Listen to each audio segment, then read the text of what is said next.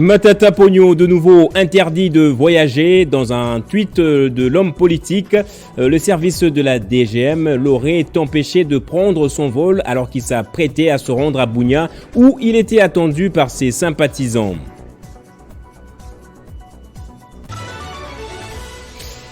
Et dans la province de Tanganyika, au moins 4 morts dans le naufrage d'un bateau. L'embarcation qui venait de la Tanzanie a fait naufrage sur le lac Tanganyika la nuit de jeudi à vendredi.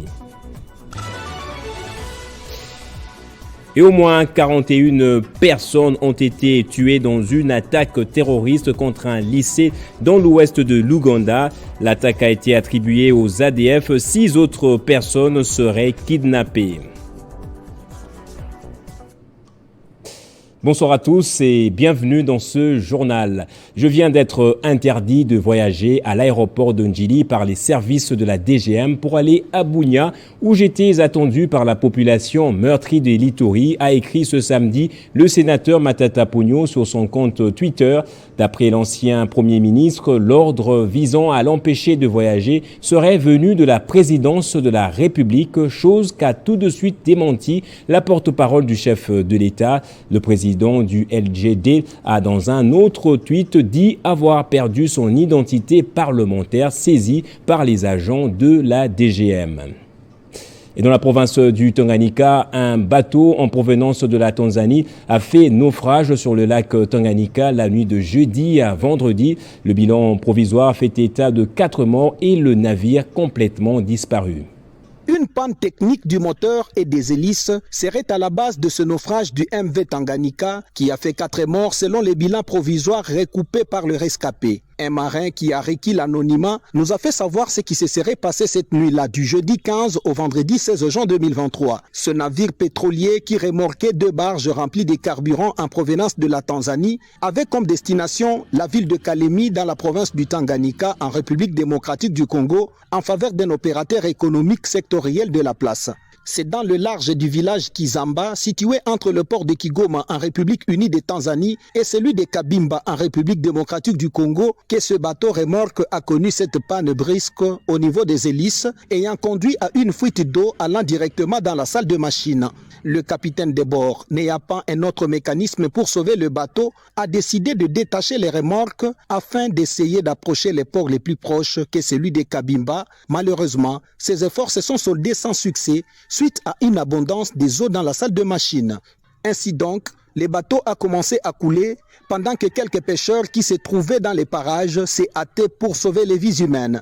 Ces barges chargées de carburant qui tanguaient au gré des vagues ont été sauvées de justesse par une intervention des navires de la même société qui venait de la Zambie qui les a remorqués jusqu'au port de Kigoma. Mashua moja ya Burundi inaletaka carburant Kalemi inatoka Kigoma. Ce naufrage est le 5e en l'espace de 20 ans après le MV Kashobwe, Fatouma, Mutambala et Mama Onja sur le même lac Tanganyika, faisant une centaine de morts et de disparus. Et à Kinshasa, les chefs des rues ont réaffirmé leur soutien au gouverneur Gentini Ngobila à travers un mémo qu'ils ont déposé à l'hôtel de ville de Kinshasa. Les chefs de l'exécutif provincial a invité ces chefs de rue à se ranger derrière le président de la République. Les chefs de rue de la ville de Kinshasa ont pris d'assaut à l'improviste dans la matinée l'esplanade de l'hôtel de ville de Kinshasa. Estimés à près de 3000, ces chefs de rue sont allés témoigner de leur soutien inconditionnel à l'autorité urbaine face aux nombreuses machinations dont le gouverneur Gentini Ngobila est victime de la part de ses détracteurs. Dans leur mémorandum qu'ils ont remis en main propre au gouverneur de la ville de Kinshasa qui est sorti de son bureau pour les écouter, ces chefs de rue ont non seulement reconnu les diverses réalisations du premier citoyen de la ville depuis son avènement à la tête de Kinshasa, mais ils ont aussi promis de le soutenir jusqu'à lui permettre d'achever sa vision pour la capitale de la République démocratique du Congo. Prenant la parole, très ému, le gouverneur de la ville de Kinshasa a d'abord remercié ses hôtes pour ce geste de soutien à sa personne et à son action.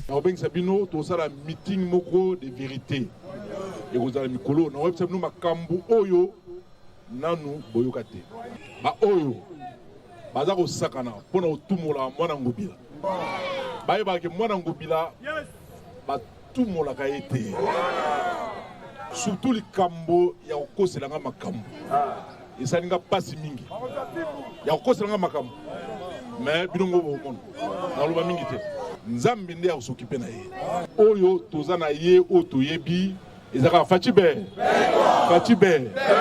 ye nde esengi tosimba po ete toyoka soni te. En outre, le chef de l'exécutif provincial a invité tous les chefs des rues à multiplier la vigilance dans leurs quartiers respectifs pour identifier et dénoncer toutes les personnes suspectes auprès de la police. Et puis le ministre des Transports, Voies de Communication et Désenclavement a clôturé ce samedi l'atelier et les travaux du programme gouvernemental Esprit de vie. Il en ressort justement que le score moyen d'atteinte des objectifs préalablement assignés est de 1,23 sur une échelle de 0 à 5, soit un très faible niveau de mise en œuvre.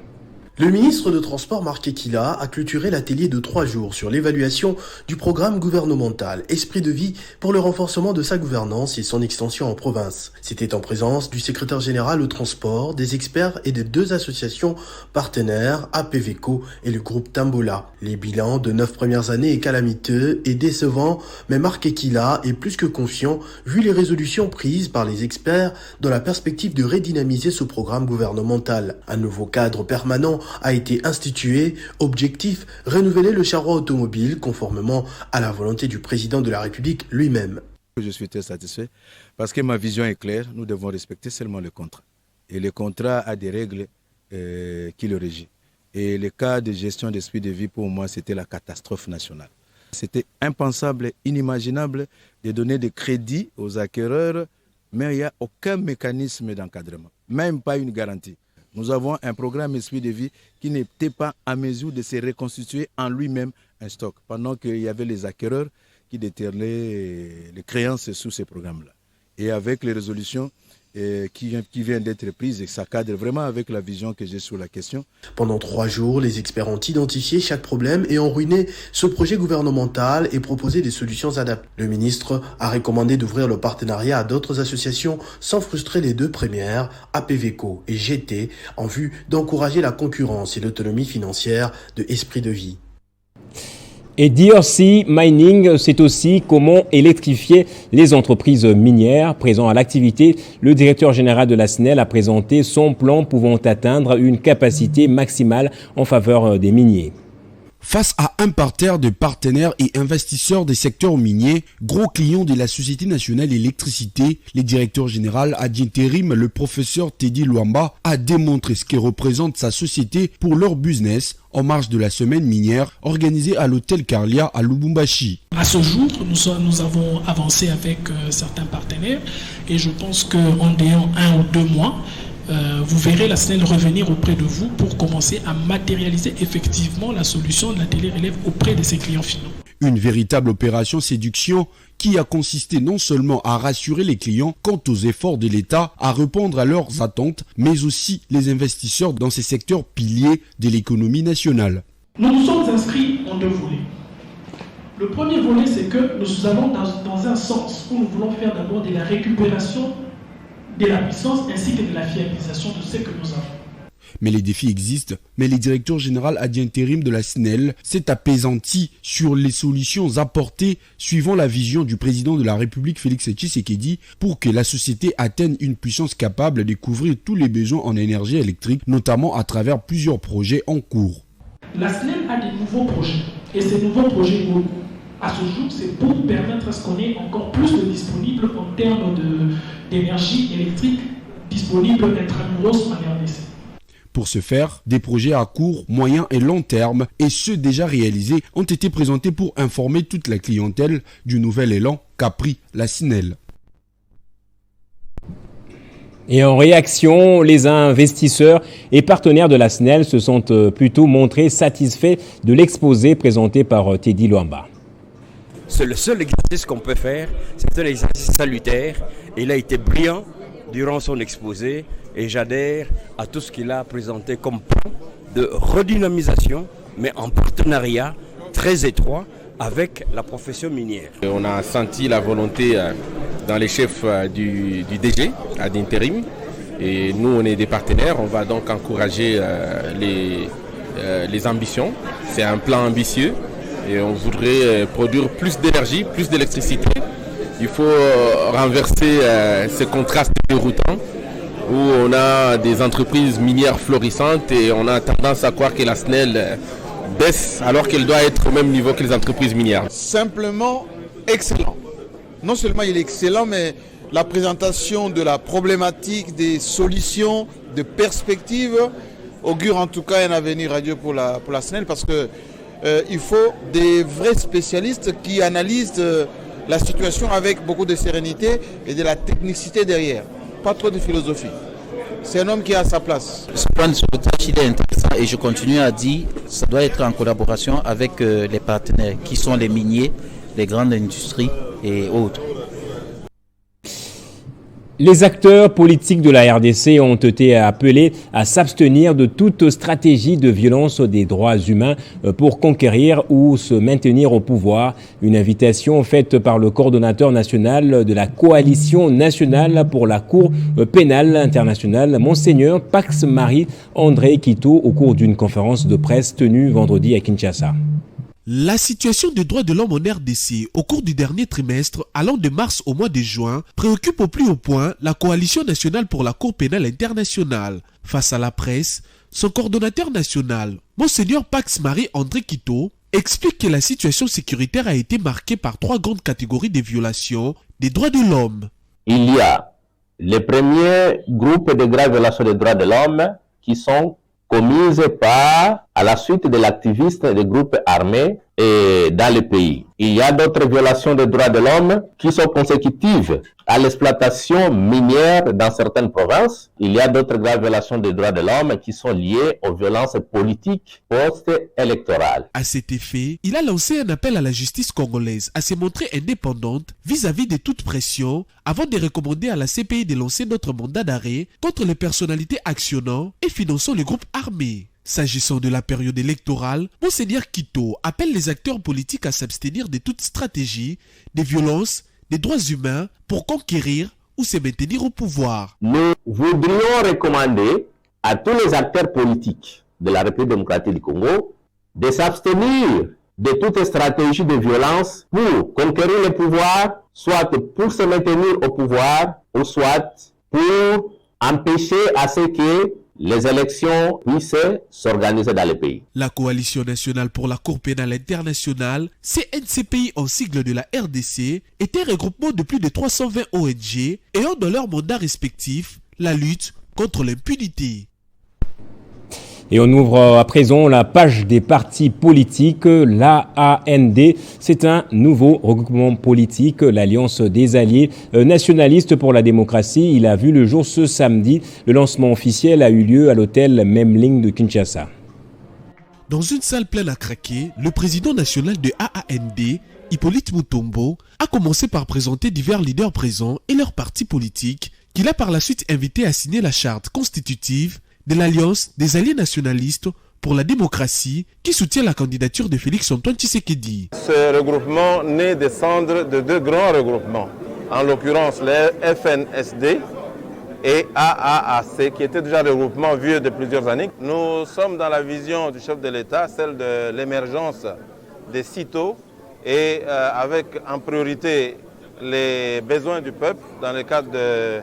Nous sommes des sociaux-démocrates et ça rentre tout droit dans la politique du parti du chef de l'État et particulièrement de l'Union sacrée de la nation. À l'instar des autres formations politiques, le FNSD, Front des nationalistes pour la solidarité et le développement, parti dont l'autorité morale est Fikiri Ali Massi Dieudonné, dit apporter la force à ces regroupements politiques pour la réussite ensemble des échéances futures. Ce que nous apportons au regroupement AAND, c'est notre force. Voilà. Je vous ai dit, nous sommes implantés dans la Chopo, qui est notre fédération initiale, fédération mère. Ensuite le Maniema, ensuite le Grand Katanga. Nous sommes au Congo central, nous sommes dans le Grand Équateur, donc nous sommes dans le Haut-Pelé-Vazuélé. Donc nous sommes un peu partout, le FNSD. La mission principale des AAND est donc de contribuer pour la victoire de Félix-Antoine Tshisekedi à l'élection présidentielle de décembre prochain et lui offrir une majorité parlementaire. Et 0 parcelle sans l'AFBC, c'est l'opération lancée samedi par le secrétariat national du parti en charge de la mobilisation et implantation dirigé par Teddy Kandala. De ce fait, la nouvelle équipe des mobilisateurs de la ville de Kinshasa a été présentée et sensibilisée avant l'étape de terrain. On a voulu présenter la nouvelle équipe des mobilisateurs pour toute la ville de Kinshasa. Il y a eu une formation idéologique pour lancer cette équipe sur le terrain, car aujourd'hui même, il avait été le lancement officiel de l'opération 0 parcelle sans AFBC. Nous voulons, d'ici un mois, que nous puissions gagner toute la ville de Kinshasa. Nous avons lancé des commandos de résistance, des commandos qui vont prêcher l'idéologie de l'AFBC. L'idéologie est soutenue par l'initiatrice camarade Dr Nene Ilunga-Nkulu, derrière l'homme fort, le Raïs Joseph Kabila Kabange. Nous voulons changer l'image de ce pays parce que nous avons vu que l'image du pays a été ternie. Nous voulons aujourd'hui restaurer l'image et nous voulons inculquer l'idéologie du bien-être à tous les Congolais et commençant aujourd'hui par la ville-province de Kinshasa. Ainsi, nous sommes prêts pour affronter toute velléité, nous sommes prêts pour pouvoir sensibiliser et pour dire à tout Kinshasa de se ranger derrière nous, derrière les Raïs et Joseph Kabila Kabange, de se ranger derrière notre initiatrice Nene Nkulu Ilunga et derrière notre président national Christian Numbi. Aujourd'hui même, il y a eu de nouvelles adhésions. Il y a des membres qui ont accepté de venir adhérer, de venir se rallier derrière cette femme forte pour que nous puissions mener cette lutte ensemble. Et puis, proche de sa base, Ketia Olangi était sur le terrain dans différentes communes du district de Moamba. Objectif, échanger avec les habitants et les aider tant soit peu à surmonter quelques difficultés. Des rencontres très réussies avec les femmes et jeunes filles de cette partie de la capitale. C'était une semaine très chargée pour la présidente de la Ligue nationale de femmes de l'ACP, Ketia Olangi, dans le district du Moamba. Après son périple de Kisangani dans la Chopo, Ketia Olangi a multiplié des descentes dans différentes communes de Moamba, échangeant avec sa base sur plusieurs questions d'actualité.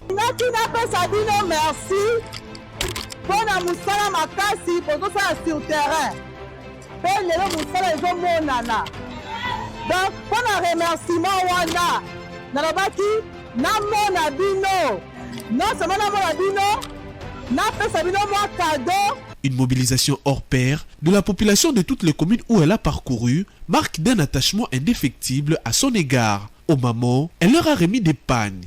Maman, yo kende liboso, nzamba batisela yo mama, na oyo sale lingai, nzamba batisela yo kende, beli makasi pona mama Ketia. Nzamba pambola aizala sir, ba mama ya limete ba kovote na te. Aux vendeurs, une aide financière pour améliorer leur activité commerciale, d'où la joie remarquable de toutes ces femmes déterminées à soutenir Ketia Olangi. Très souple aux actions humanitaires, Ketia Olangi demeure proche de sa base qu'il conscientise à l'émancipation et au développement. Et plus de 585 corps des victimes de la catastrophe naturelle ayant frappé le 4 mai dernier les villages de Bouchouchou et Niamoukubi dans le territoire de Calais ont été déjà retrouvés. Plusieurs milliers de personnes restent introuvables jusqu'à présent. Ce nouveau bilan provisoire a été communiqué par les autorités locales au questeur adjoint honoraire de l'Assemblée nationale et président national du parti ADES qui a séjourné du 14 au 15 juin dernier dans la région pour compatir avec les familles touchées par cette calamité.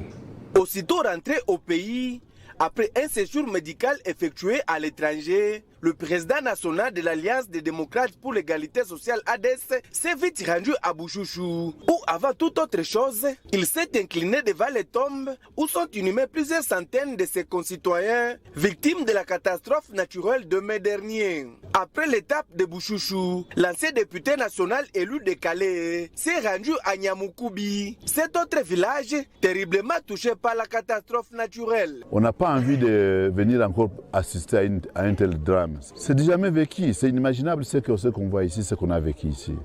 Calais a des députés au niveau national, au niveau provincial. Nous ne sommes que des notables de Calais. Nous allons nous joindre à leur voix pour qu'on puisse faire quand même les plaidoyers. Sur son chemin de Nyamukoubi, le président national de l'ADES a été informé des difficultés que prouvent plus de 800 enfants de la 8e année pour le paiement des frais de participation au test national de sélection d'orientation scolaire et professionnelle qui s'élève à $12 par élève.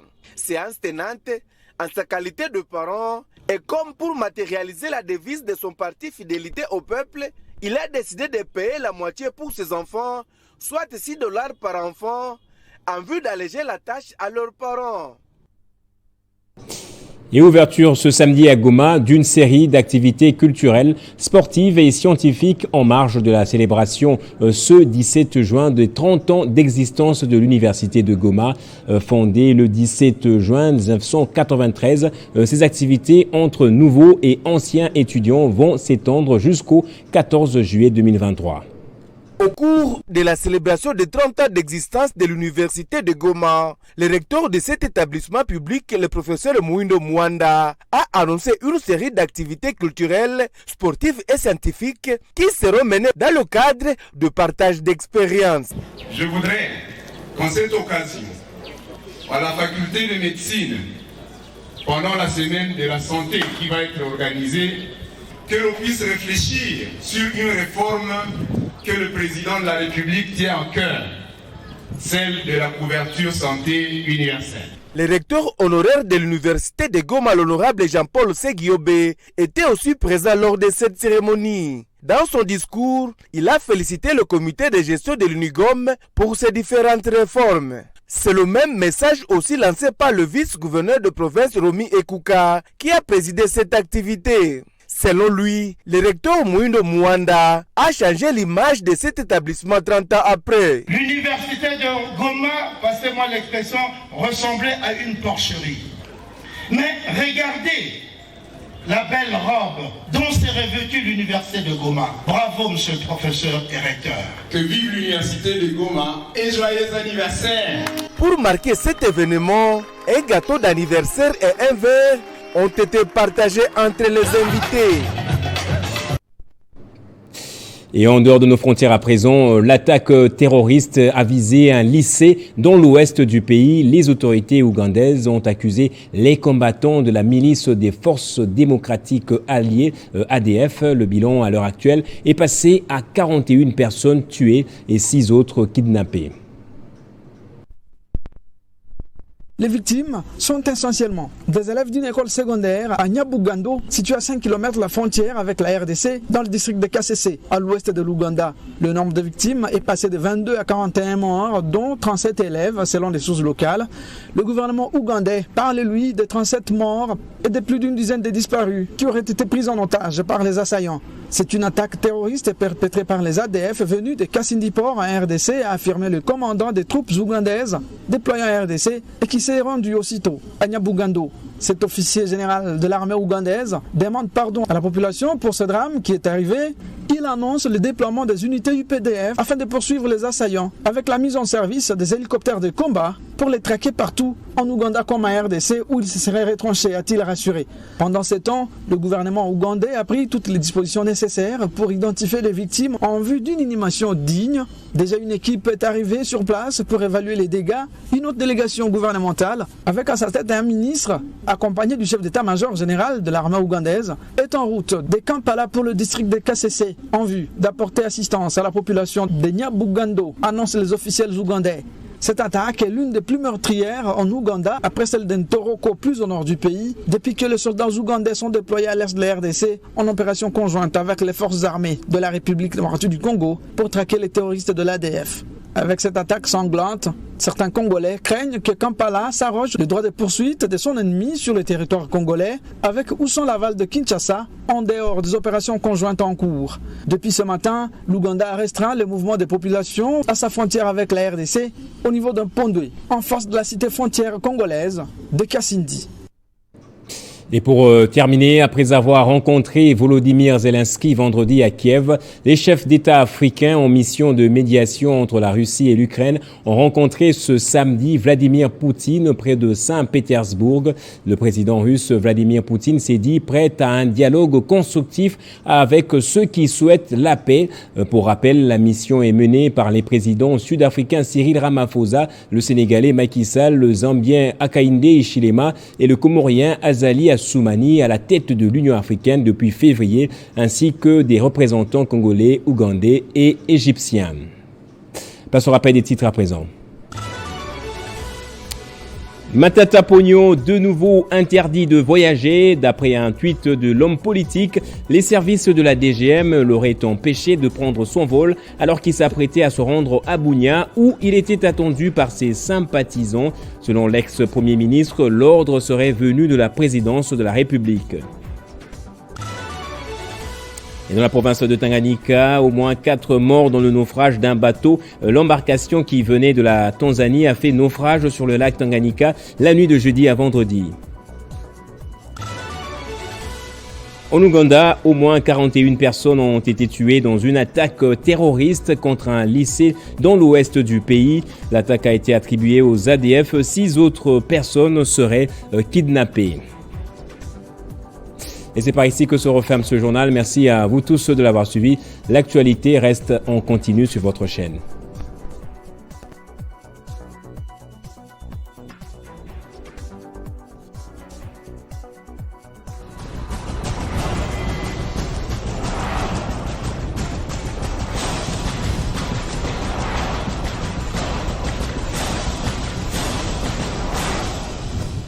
C'est sur Télé 50 et nulle part ailleurs.